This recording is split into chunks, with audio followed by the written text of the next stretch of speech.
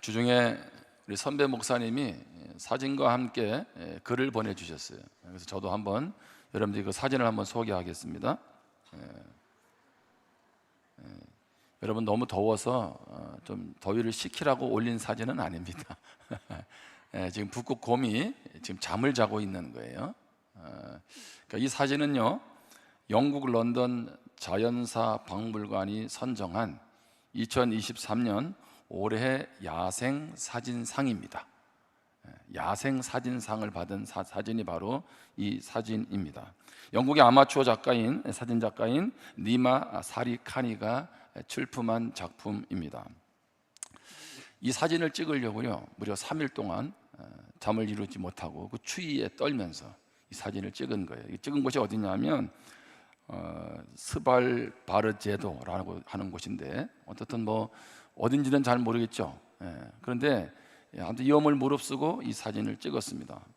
한마디로 말하면 이 사진이 올해 야생 사진상을 받은 이유는 어디에 있을까요? 지구 온난화에 대한 경고를 하기 위해서입니다. 사진을 없애도 되죠. 여러분 1980년대에 북극해의 3분의 1이 4년 이상 된 얼음으로 쌓여 있었답니다. 4년 이상 된 얼음으로. 그런데 지금은 1%로 줄었다고 합니다. 여러분 이게 뭘 의미하냐면, 엊그저께 아마 그런 기사를 접하셨을 것 같은데, 지금 거제, 통영 이쪽 부근에 양식장들이 있잖아요, 그렇죠? 지금 물의 수온이 한 24도 정도로 유지가 돼야 되는데 이제 물의 수온이 30도까지 올라갔대요. 이게 어느 정도냐면 적도에 있는 바다의 수온과 맞먹는답니다. 그래서 양식장에 있는 그 여러분 좋아하는 우럭, 멍게, 쥐치가 2,800만 마리가 폐사를 했대요. 그러니까 더위에 의해서 견뎌내질 못한 거죠. 그래서 아예 이런 타이틀이 있더라고요. 이번 추석에는 팔 물고기가 없다. 그러니까 이게 단순하고 간단한 일은 아닌 것 같아요, 그렇죠? 이번에 전국 여선교회 총회가 평창에서 있었잖아요. 750명이 모였는데 놀라운 것은 거기에 생수병이 하나도 없었어요. 이제 지구 환경을 보존하자 이렇게 해서 전국의 여선교회원들이 전부 텀블러를 들고 온 거예요. 그래서 그것으로 물을 떠서 마셨습니다. 제가 우리 교회도 그렇게 하고 싶은데 그런 걱정이 되는 거예요. 성경도 무거워서 들고 오기 힘든데 텀블러까지 들고 오라면 제대로 들고 오겠나 이게? 어떻든 우리가 작은 노력이 필요한 그런 시점입니다. 수상식에서 리마 사리카니는 이렇게 말을 합니다. 기후변화는 인류가 직면한 가장 큰 도전이지만 이 사진이 희망을 불러오길 기대하며 우리가 초래한 이 혼란을 바로잡을 시간이 아직 남아있기를 바란다.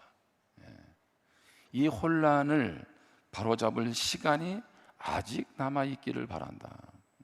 저는 단순히 오늘 이 사진을 지구온난화에 대한 경고, 지구 환경을 돌아보자 그런 뜻으로 올린 것은 아닙니다. 저는 이 사진을 보면서 어떤 마음이 들었냐 하면, 마치 우리의 신앙이 마치 북극곰이 얼음 위에 붙어있는 아슬아슬한 상황은 아닌가, 그런 생각이 들었어요. 신앙이라는 얼음이 계속 녹아내려서 북극곰이 겨우 잠을 이룰 수 있을 만큼의 그런 빙하가 남아있는 그런 상태가 우리의 상황이 될 수 있다는 거죠. 우리 성도님들에게 물어보겠습니다. 우리 성도님들은 날마다 주님의 은혜로 인해서 넉넉하게 삶을 이기고 살아가세요? 아니면 겨우 신앙을 유지하며 살아가세요? 여러분 오늘 예배 자리로 왔는데 기쁨과 감격과 그런 기대, 그런 기다림 속에서 나오셨나요? 아니면 그래도 또 교회는 가야 될 것 같고 뭐 그러면서 또 어떻든 몸을 억지로 이끌고 나왔습니까? 자, 이런 말씀을 서두에 드리는 이유는 예레미야의 말씀을 마무리하면서 유다 백성들의 모습을 한번 살펴보는 거죠. 여러분 예레미야는 결국 유다 백성들, 하나님의 백성들이 무너지는 장면, 그리고 이방이 무너지는 장면들을 다루죠. 근데 그때마다 하나님은 어떻게 하세요? 계속 선지자를 통해서 말씀하십니다. 오늘 본문에 이르기까지 예레미야 말씀을 잠깐 한번 살펴봅니다. 자, 예레미야의 말씀을 통해서 그 당시에 하나님의 백성들의 모습은 어떠했을까요? 예레미야 2장 13절입니다. 내 백성이 두 가지 악을 행하였나니 곧 그들이 생수의 근원되는 나를 버린 것과 스스로 웅덩이를 판 것인데 그것은 그 물을 가두지 못할 터진 웅덩이들이니라. 하나님은 이스라엘 백성들에게 뭐라고 말합니까? 너희들은 생수의 근원되는 나를 버렸다는 거죠. 그래서 마치 무엇과 같아요? 웅덩이를 팠는데 터진 웅덩이와 같다, 이렇게 표현을 합니다. 사실 이것은 같은 의미의 말씀이죠. 생수의 근원, 가장 삶의 근원이 되는, 그렇죠? 하나님, 예수님도 그래서 우리에게 생명수가 되시는 것을 말씀하지 않습니까? 근데 그 근원을 버리고 살아간다는 거예요. 그래서 스스로 뭘 팠어요? 웅덩이를 팠어요. 이게 이스라엘 상황에서는 물을 저장하기 위해서, 비가 많이 안 오니까 물을 저장하기 위해서 땅을 이렇게 파죠. 그럼 주로 이렇게 석회로 인해서, 지층이 주로 석회로 구성되어 있습니다. 거기에다가 벽을 보완을 해서 거기서 물을 가두죠. 그걸 웅덩이라고 표현합니다. 근데 그것이 어느 날 희석이 되고 부서지면서 물이 다 새나가는 그런 경우들이 있다는 거죠. 그러니까 이스라엘 백성들이 마치 무엇과 같아요? 하나님을 버림으로 터진 웅덩이와 같은 그런 모습이 되었다는 것입니다. 하나님은 그런 이스라엘을 향한 기대를 꺾지 않으셨습니다. 예레미야 5장 1절입니다. 너희는 예루살렘 거리로 빨리 다니며 그 넓은 거리에서 찾아보고 알라. 너희가 만일 정의를 행하며 진리를 구하는 자를 한 사람이라도 찾으면 내가 이 성읍을 용서하리라. 하나님의 마음은 어디에 있습니까? 의인 한 사람만 있어도, 하나님 뜻 가운데 살아가는 한 사람만 있어도 내가 이 성을 무너뜨리지 않겠다. 하나님의 마음은요, 용서에 있는 거예요. 우리 하나님은 어떻든 조그만 건수라도 찾아서 우리를 품어주고 우리를 격려하고 우리를 사랑하기를 원하시는 분, 용서하기를 원하시는 분이 하나님 아버지라는 거죠. 여러분, 이 말씀에서 잊지 말아야 될 게 뭡니까? 하나님은 찾으셨어요. 누구를? 한 사람을. 근데 문제는 이 예루살렘 땅에 그 한 사람 찾기가 힘들었다는 거예요. 마치 예수님이 99마리의 양을 두시고 한 마리의 양을 찾아가는 그런 심정으로 찾아가는, 영혼을 찾는, 아버지께로 돌아오기를 원하는 하나님의 심정을 보여주고 있는 거죠. 여러분, 그러면 어떻게 해야 돼요? 하나님께로 나아가야 되잖아요. 자, 예레미야 7장 13절입니다. 여호와의 말씀이니라. 이제 너희가 그 모든 일을 행하였으며 내가 너희에게 말하되 새벽부터 부지런히 말하여도 듣지 아니하였고 너희를 불러도 대답하지 아니하였느니라. 여러분, 하나님의 심정이 느껴지세요? 하나님은 하나님의 백성들을 하여금 복된 백성, 하나님의 복을 누리게 하기 위해서 새벽부터 부지런히 말했다는 겁니다. 무슨 얘기입니까? 계속적으로 선지자를 보내고 우상에서 돌이키기를 원하시고 죄에서 돌이키기를 그렇게 하나님이 원하셨다는 거예요. 그것을 새벽부터라고 말하고 있는 거죠. 그럼에도 불구하고 이스라엘 백성들은 대답하지 않았다는 거죠. 그래서 하나님은 어떻게 말씀하실까요? 예레미야 많은 말씀이 있는데 저에게 충격적이었던 것은 예레미야 7장 16절이었습니다. 그런즉 너는 이 백성을 위하여 기도하지 말라. 그들을 위하여 부르짖어 구하지 말라. 내게 간구하지 말라. 내가 내게서 듣지 아니하리라. 여러분, 이 하나님의 마음이 느껴지세요? 여러분, 하나님은 우리의 기도를 들으시는 분입니다. 아멘? 그리고 기도 가운데 우리는 하나님을 경험하잖아요. 그런데 하나님은 예레미야에게 뭐라고 말하냐면 너 그들을 위해서 기도하지 말라는 거예요. 부르짖지 말라, 간구하지 말라. 내가 더 이상 듣지 않을 거야. 여러분, 기도가 소용이 없는 민족이 되었어요. 누가? 하나님의 백성들이. 정말 가슴 아픈 일이죠. 하나님은 오죽하면 기도하지 마라 이렇게 말씀하겠냐는 거죠. 이스라엘의 영적 타락은 여기에서 멈추지 않았죠. 그래서 오늘 본문에 보면 시드기야 왕 11년에 바벨론에 의해서 남유다가 망하게 됩니다. 그리고 그 말씀 오늘 읽지는 않았지만 오늘 이 52장 이 후반부로 가면 자, 어떤 일이 벌어집니까? 시드기야 왕이 두 눈이 뽑히죠. 자기가 보는 앞에서 바벨론 왕이 자기 아들들을, 백성들의 고관들을 다 죽입니다. 성전을 허물어 버립니다. 성전 기구를 가지고 갑니다. 백성들을 사로잡아 갑니다. 그런 가슴 아픈 얘기가 오늘 예레미야 마지막 속에 담겨져 있습니다. 하나님은 왜 이런 가슴 아픈 이야기를 우리에게 하고 계실까요? 하나님은 그런 거죠. 오늘 하나님을 믿는 믿음의 사람들이 이러한 전철을, 역사의 전철을 반복하지 말라는 것입니다. 자, 시편 106편 6절 말씀입니다. 우리 같이 한번 읽어볼까요? 시작.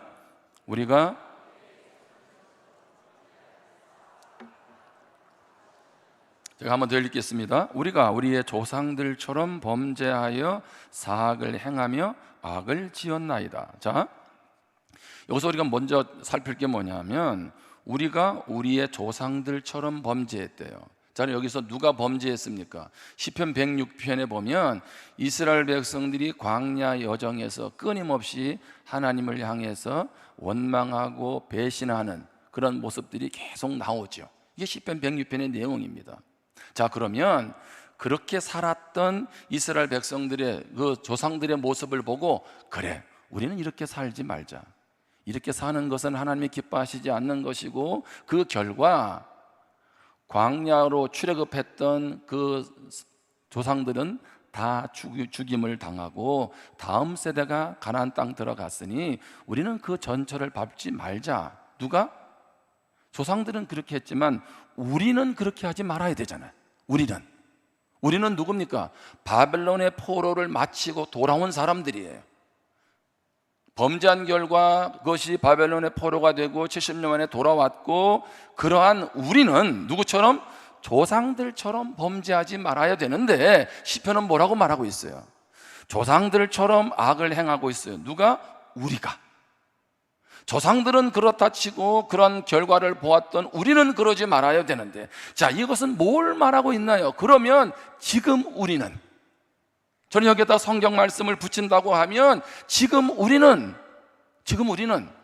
그 우리가처럼, 그 이전의 조상들처럼 계속적으로 하나님 앞에서 부끄러운 모습으로 영적으로 무디어서 살아가고 있지는 않느냐는 것입니다.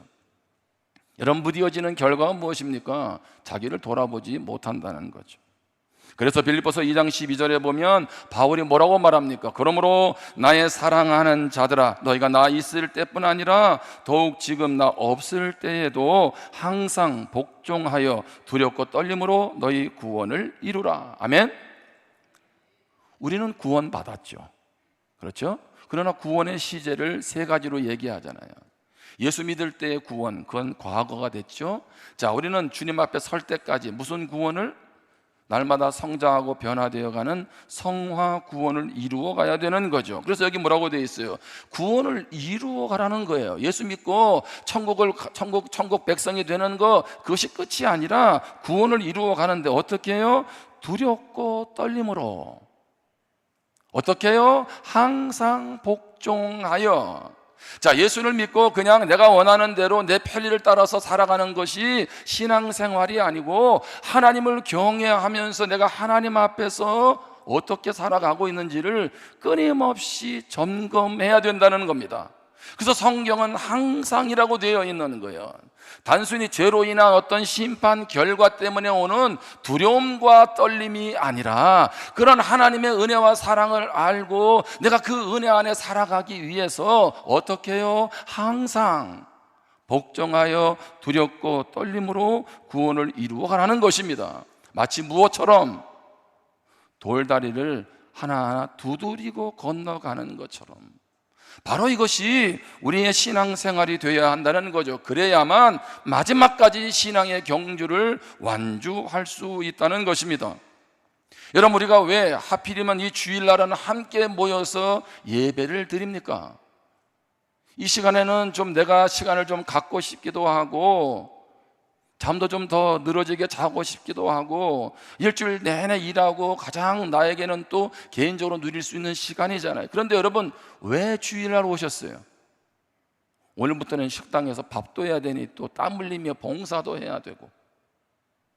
한번 기억하시길 바랍니다. 주일은 멈추는 날이다.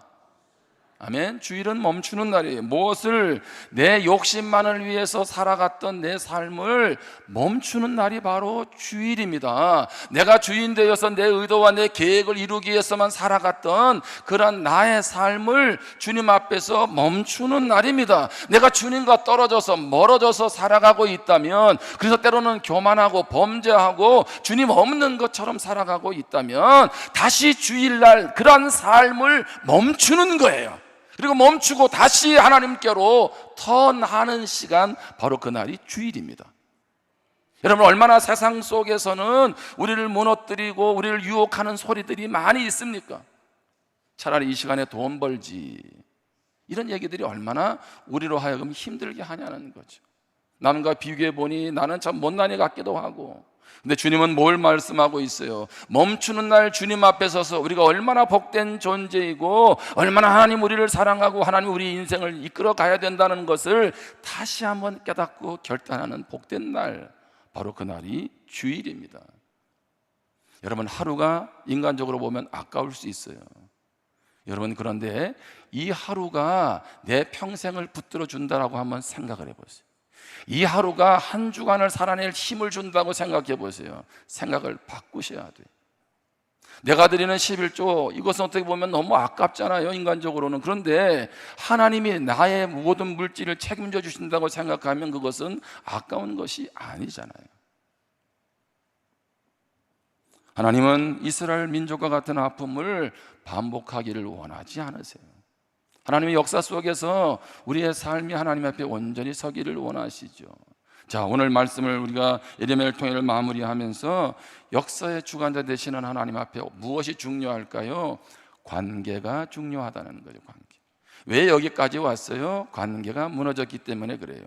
자, 그래서 오늘 두 가지를 나눕니다. 첫 번째는 주님과의 관계는 완벽함이 아니라 꾸준함입니다. 한번 읽겠습니다. 시작. 주님과의 관계는 완벽함이 아니라 꾸준합니다. 자, 어떤 일을 결심하지요.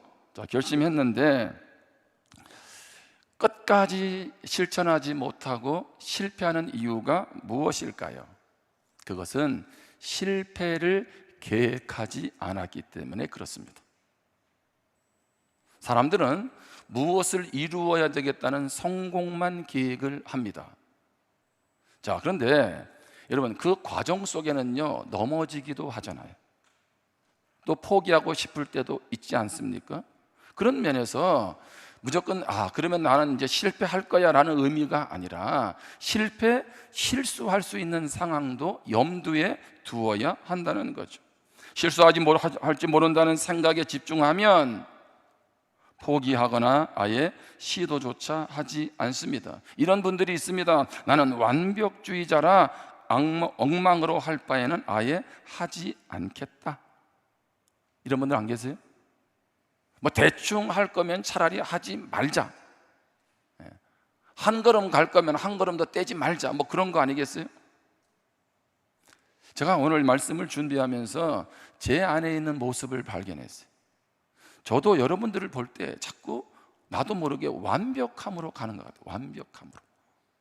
좀 믿음 생활을 좀 요 틀 안에서 좀 아주 FM으로, 나 자신도 좀 그렇게 하고 싶은 그런 마음들이 있는 것 같아요. 여러분, 왜 우리는 사람들에게 실망합니까? 그 사람의 성장하는 모습을 인정해 주지 않고 그 사람이 어디까지 가야 되는 그 결과만 가지고 보다 보니까 실망하고 좌절하는 거 아니겠어요? 근데 처음부터 태어나자마자 뛰는 사람 봤나요? 처음부터 조금 있다 뛰는 건 송아지밖에 없다고요. 사람은 그렇지 않잖아요. 그렇죠? 다니엘서 6장 10절에 보면 다니엘이 이 조서에 왕의 도장이 찍힌 것을 알고도 자기 집에 돌아가서는 윗방에 올라가 예루살렘으로 향한 창문을 열고 전에 하던 대로 하루 3번씩 무릎을 꿇고 기도하며 그의 하나님께 감사하였더라. 자, 이 말씀은 여러분 잘 아는 것처럼 다리오 왕 외에 다른 신에게 전을 하게 되면 사자굴에 들어가게 되죠. 이제 그것을 알고도 다니엘은 어떻게 합니까? 전에 하던 대로 하루 3번씩 하나님 앞에 기도했습니다. 제가 어느 날 책을 보다가요, 이 부분의 말씀을 묵상한 목사님의 글을 보게 됐어요. 미국에 있는 목사님인데, 근데 어떤 얘기를 언급을 하냐 하면 그런 질문을 하더라고요. 다니엘은 하루 3번의 기도를 단 하루도 빼먹지 않았을까? 자, 다니엘이 다리오 왕의 그런 이제 왕의 그 왕 외에 다른 신에게, 다시 말하면 하나님께 기도하면 그것으로 인해서 죽을 수 있어요, 사자굴에서. 그럼에도 불구하고 전에 하던 대로 기도했죠. 그래서 우리도 전에 하던 기도가 중요하다라고 늘 강조를 해왔는데, 자, 그런데 그런 질문을 던지는 거예요. 다니엘은 그러면 하루 3번 한 번도 빠지지 않고 기도했느냐는 거예요. 했을까요? 안 했을까요? 안 했겠죠.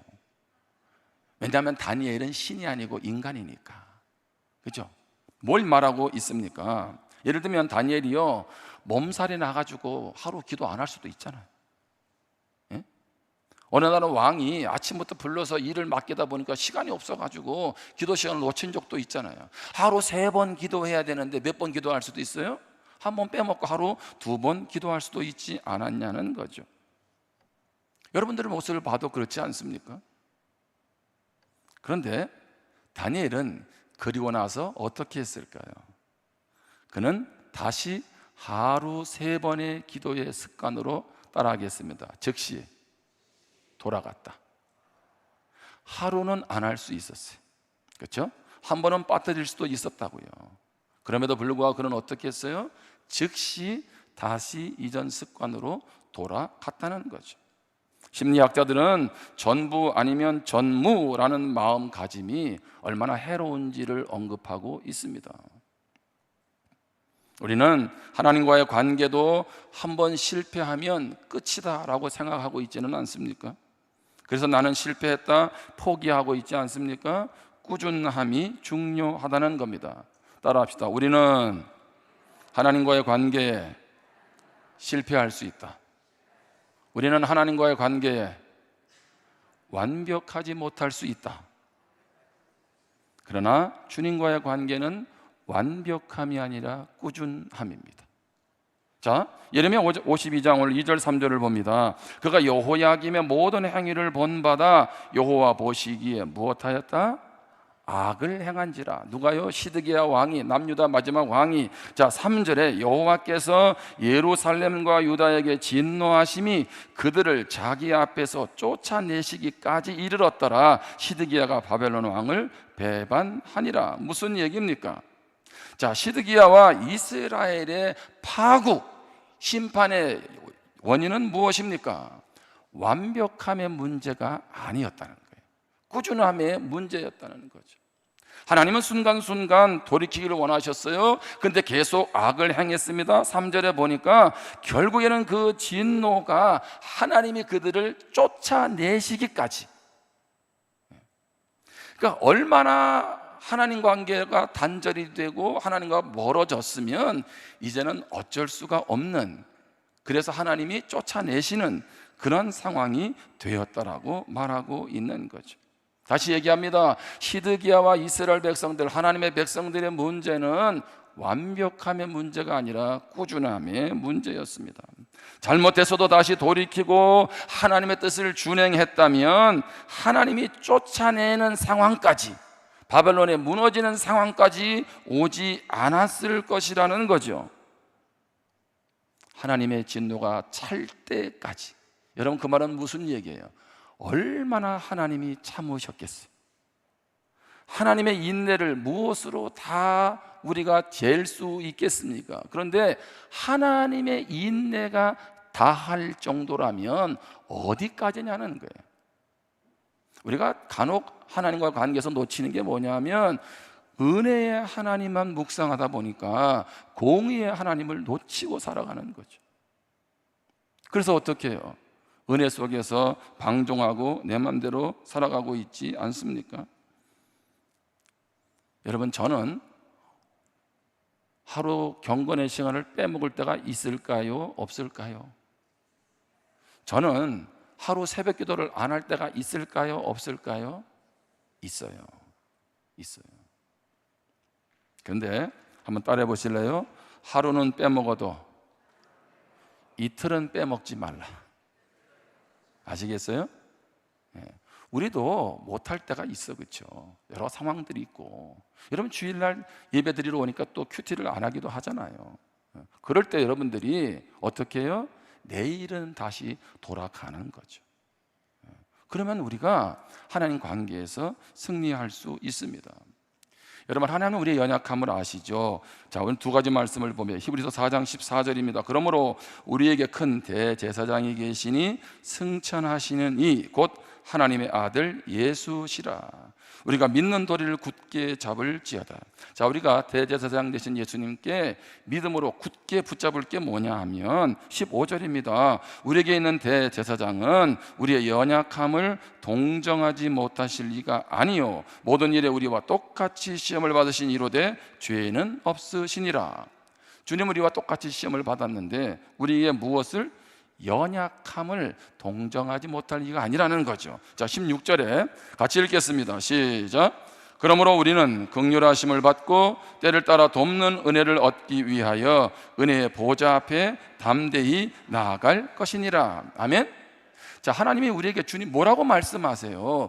은혜의 보좌 앞으로 나아가라는 거예요. 언제? 때를 따라 돕는 은혜를 얻기 위해서. 자, 그런데 그때가 언제입니까?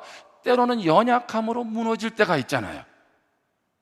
연약함으로 인해서 부끄러울 때가 있잖아요. 하나님 기뻐하시지 않는 죄를 지을 때도 있잖아요. 근데 어떻게 해요? 그 연약함 앞에서 포기하고 주저앉아 있지 말고 어떻게 해요? 은혜 보좌로 가라는 거죠. 그때 그분이 주시는 은혜로 우리는 새로운 회복을 경험하게 되는 줄 믿습니다. 자, 히브리서 13장 8절에 보세요. 예수 그리스도는 어제나 오늘이나 영원토록 동일하시니라. 아멘. 완벽한 분, 꾸준한 분은 예수 그리스도밖에 없어요. 아멘. 여러분, 어떻게 사람이 어제나 오늘이나 영원토록 한결같을 수 있나요? 사람에게는 불가능해요. 그런데 우리 예수님은 어제도 사랑하시고 오늘도 사랑하시고 영원토록 우리를 사랑하실 수 있습니다. 여기에 그 주님이 단서조항 붙이지 않으셨다고요. 여러분, 율법주의의 가장 큰 문제 중에 하나는 뭡니까? 자기 의로 나아가는 건데 그 속에 들어가 보면 뭐가 있어요? 완벽주의. 누가 하나님의 말씀을 다 지킬 수 있나요? 그러면 십자가는 필요가 없는 것 아니겠어요? 우리는 다 완벽하지 않아요. 그래서 어떻게 해요? 그래서 하나님의 은혜가 필요하지 않느냐는 겁니다. 하나님은 우리의 신앙에 완벽함을 요구하는 것이 아니라 꾸준함을 요구하세요. 다시 힘없고 주님 앞에 나아가기를 주님의 이름으로 축원합니다. 또 한 가지 기억할 것은 주님과의 관계에 있어서 꾸준함은 과정이라는 거죠. 과정. 결과에 집착하는 태도는 꾸준한 삶을 원하는 사람에게 독이 됩니다. 여러분, 등산할 때 어떻게 목표 정상에만 어떻게 몰입하고 올라가세요? 저도 옛날에 그럴 때가 있었어요. 정상을 얼마 만에 돌파할 건가? 근데 그 문제는, 정상만 보고 하는 문제는 뭡니까? 내 옆에 동료하고 별로 얘기할 시간도 없고, 올라가면서 그 꽃도 제대로 살필 수 없고 산새도 제대로 못 살피잖아요. 거기는 왜 올라가나요? 그렇죠? 물론 정상에 주는 그 기쁨도 있지만 거기서 올라가면 하나밖에 할 게 없잖아. 야호 소리 지르고 사진 찍고 내려오는 거 아니에요? 과정 속에서 많은 것들을 놓치고 있지 않느냐는 거죠. 하나님과의 관계도 무엇이 돼야 돼요? 과정이 돼야 돼요. 여러분, 예수 믿으면 단순히 천국 가는 것만이 전부가 아니라는 얘기예요. 주님은 예수를 믿음으로 이 땅에서 그 천국을 주님 안에서 누리기를 원하시지, 그것은 하나도 누리지 못하고 자 죽고 나서 영원히 누려, 그런 주님이 아니시라고요. 여러분, 천국에 대한 소망이 없는 이유 중에 한 가지도 내가 이 땅에서 주님 주시는 평안, 주님 주시는 기쁨, 주님 주시는 위로 내가 맛보지 못하니 그 영원한 천국에 무슨 기대가 있겠냐는 거죠. 주님은 삶의 과정 속에서 그 주님의 은혜를 누리기를 원하시는 것입니다. 여러분, 시드기야 왕은 하나님과 관계했을까요? 안 했을까요? 하기는 했어요. 예레미야에게 기도를 요청합니다. 예레미야 21장 2절입니다. 바벨론의 느부갓네살 왕이 우리를 친히 청컨대 너는 우리를 위하여 여호와께 간구하라. 여호와께서 혹시 그의 모든 기적으로 우리를 도와 행하시면 그가 우리를 떠나리라 하니, 예레미야는 역사 순으로 쓴 게 아니잖아요. 자, 21장에도 보면 시드기야 왕이 바벨론의 느부갓네살 왕이 치니까 예레미야에게 뭘 요청해요? 기도하라고. 우리를 위해서 기도해달라고. 하나님 우리를 좀 도와주시도록. 자, 예레미야 37장 3절입니다. 시드기야 왕이 셀랴마의 아들 여후갈과 마아세의 아들 제사장 스바냐를 선지자 예레미야에게 보내 청하되 너는 우리를 위하여 우리 하나님 여호와께 기도하라 하였으니. 아멘. 지금 뭐라고 하고 있어요? 기도해달라는 거예요. 기도해달라는 거죠. 여러분, 시드기야 하나님 모르는 왕이 아니라고요. 하나님 안 섬겼던 왕도 아니라고요. 근데 뭐예요? 그에게는 꾸준함이 없었죠. 왜 그랬을까요? 그는 과정 속에서 하나님과 만나는 기쁨, 감격이 없었던 거예요.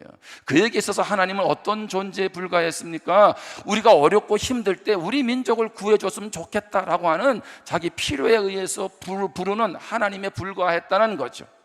하나님을 부른 것은 무엇입니까? 하나의 결과를 얻기 위한 요식 행위에 불과했다는 겁니다. 다시 얘기합니다. 시드기야 하나님 모르지 않았어요. 하나님도 알았고 그도 하나님을 예배했습니다. 자, 예레미야가 어떤 사람인지도 알았고 그가 기도할 때 하나님은 어떻게 이 민족 가운데 행하실 것도 알았습니다. 문제는 무엇입니까? 그에게 있어서 하나님은 관계로 연결되는 분이 아니었어요. 다니엘이요 하루 3번 기도하죠. 여러분, 그러면 다니엘은 그렇게 작정했을까요? 하루 3번은 꼭 기도해야 된다. 그래서 억지로 했을까요? 뭐 처음에는 그럴 수도 있겠죠. 그것을 지켜내기 위해서. 근데 다니엘은요 하루 3번 기도할 수 있었던 것, 하나님을 사랑했기 때문인 줄 믿습니다. 그 기도를 통해서 살아계신 하나님을 경험했기에 할 일이 얼마나 많아요. 그냥 우리가 아침 먹고 점심 먹고 저녁 먹을 때 기도하는 그런 기도, 그 기도가 아니라고요. 그러면 그는 그때 그렇게 바쁜 총리까지 올라간 다니엘이 그렇게 기도했다는 얘기는 무슨 얘기예요? 하나님 나에게 또 다른 더 높은 자리 주세요, 그런 결과를 위한 기도가 아니었거든요. 그냥 하나님과 만나는 게 너무 좋았던 거예요. 여러분, 우리 삶이 왜 허전하고 우리 삶이 왜 무기력하고 우리 삶에 왜 만족이 없나요? 그것은 주님 안에서 이 기쁨이 사라진 거예요.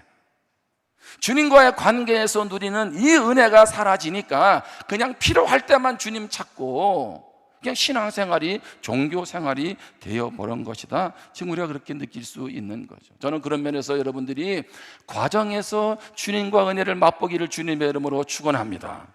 아멘. 그래서 여러분의 삶의 자리에서 늘 주님과 동행하면서 그 은혜를 맛보라는 거죠. 예수님은 3년간 사역을 하시죠. 요한복음 17장에서 예수님이 기도하십니다. 17장에 보면 뭐라고 기도합니까? 그 내용, 이런 내용이 있어요. 아버지를 이 세상에서 영화롭게 하였사오니 내가 아버지의 이름을 나타내었나이다. 그들을 보존하고 지키었나이다. 자, 무슨 얘기입니까? 결과론적인 얘기예요. 예수님은 3년 동안 사역을 하시면서 뭐라고 얘기하냐면, 나는 아버지의 이름을 영화롭게 했습니다. 아버지의 이름을 드러냈습니다. 나는 하나님의 사람들을 보존하고 지켰습니다. 완수했다는 거죠. 무엇을 말하고 있습니까? 예수님이 이렇게 단정적으로 결과적으로 하나님의 뜻을 이루었다고 말할 수 있었던 것은 바로 예수님이 영혼들을 향하여서 과정에서 꾸준하게 헌신하셨기 때문에 그래요. 어느 날 갑자기 예수님이 다 이루는 것이 아니라는 거예요. 예수님은 과정 속에서 꾸준하게 영혼들을 사랑하고 그들과 교제하고 그들을 섬기며 그들을 돌보고 그들을 통해서 하나님의 영광을 드러내고, 그래서 그 결과가 무엇입니까? 내가 아버지를 영화롭게 했습니다. 아버지의 이름을 드러냈습니다. 하나님의 사랑하는 백성들을 보존하고 지켰습니다라고 말할 수 있었던 것입니다. 이제 말씀을 마무리하면서 갑니다. 이번에 정우 여선교회 총회에 가서 말씀을 전하게 됐잖아요. 저도 여러분 긴장이 되지 않겠어요? 제가 설교를 잘하기 위해서 긴장한 게 아니고 여러분 750명이 모였는데 그들에게 하나님께서 은혜를 주셔야 되잖아요. 그냥 가면 안 되잖아요. 그런 책임감 때문에 긴장이 되는 거죠. 자, 평소처럼 월요일 아침에 큐티 말씀을 묵상했습니다. 시편 105편 4절이 제 눈에 들어왔어요. 여호와와 그의 능력을 구할지어다, 그의 얼굴을 항상 구할지어다. 하나님께 구하라는 거죠. 무엇을? 능력을. 근데 여기 얼굴이라는 것은요, 성경에 잘 보면 손과 좀 다른 개념이에요. 여호와의 손을 의지하라는 얘기는 어떤 필요한 것을 간구한다는 측면이 강하다면, 얼굴을 구한다는 얘기는 그분 자체를 구한다는 거죠. 근데 이게 이날따라 제 마음에 들어왔어요. 그래서 하나님이 제 내면을 만지셨어요. 제가 그날 울면서 기도했다니까. 하나님의 은혜가 너무 감사하잖아요. 그 다음날 화요일날 이제 말씀을 전하는데, 큐티 말씀을 묵상하는데 시편 105편 17절이 마음에 들어왔어요. 그가 한 사람을 앞서 보내셨으며 요셉이 종으로 팔렸도다.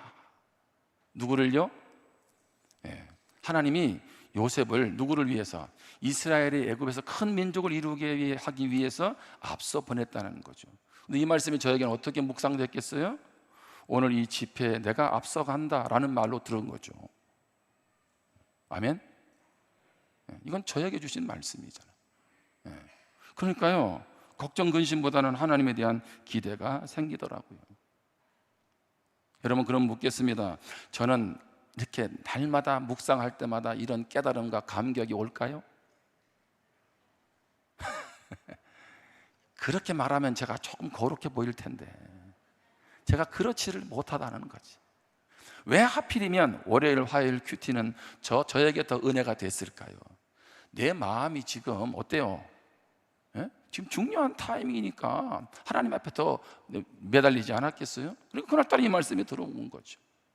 저도 어떤 날은요, 묵상을 했는데도 은혜가 안 될 때가 있습니다. 기도를 했는데도 졸다가 끝날 때도 있습니다. 어느 날 보면 내가 왜 이렇게 메말라졌지? 라고 하면서 안타깝게 그냥 끝날 때도 있어요. 여러분들 그거 아세요? 어떻게 밥은 늘 입이 맛있어가지고 늘 밥을 드세요? 끼니 때가 되면 먹잖아, 그렇죠? 근데 어느 날 그것이 내 몸의 건강이 되잖아요. 신앙도 똑같은 거예요. 늘 말씀이 감격이 되고 늘 은혜가 되는 것은 아닙니다. 그러나 꾸준하게 나아가다 보면 그런 하나님의 은혜가 쌓이고 더 깊이 하나님의 은혜를 경험하게 되는 줄 믿습니다. 여러분, 지금부터 다시 하면 돼요. 지금부터, 그렇죠? 내가 무더위 속에서 하나님과 관계도 좀 놓치고 그냥 그렇게 흘러가고 있었다면 다시 한번 내가 말씀으로 기도로 하나님과 관계를 회복하고 주님 앞에 나아가기를 주님의 이름으로 축원합니다. 주님과의 관계는 완벽함이 아니라 꾸준함이에요. 꾸준함은 과정이에요. 과정 속에서 하나님을 은혜를 맛보고 누리고 즐겨야 그것이 내 일상이 되고 내 평생이 될 수 있습니다. 오늘 주님 앞에 서는 날까지 꾸준히 주님과의 관계 맺어가기를 주님의 이름으로 축원합니다. 기도하겠습니다. 오늘 주신 말씀을 마음 가운데 새기면서 기도할 수 있기를 바랍니다. 저도 어느 때보다도 오늘 말씀을 준비하면서 참 쉽지가 않더라고요. 준비하면서 특별히 예레미야 말씀을 묵상해 오면서 예레미야의 말씀의 결론은 심판이 아닙니다. 하나님의 사랑입니다. 심판하기까지 하나님은 어떻게 하세요? 돌이키기를 원하시는 그런 하나님. 예레미야의 마지막은 여호야긴 왕이 다시 회복되는 모습으로 마무리를 합니다. 뭘 말하고 있습니까? 하나님은 그런 가운데서도 심판하는 과정에서도 다시 그들을 향한 미래 회복을 약속해 주시는 것이죠. 오늘 그 하나님 사랑 안에 내가 거하기를 원합니다. 하나님, 내가 한 걸음 더 떼서 또다시 믿음 안에 서기를 원합니다. 우리 이러한 결단을 가지고 하나님 앞에 기도하겠습니다.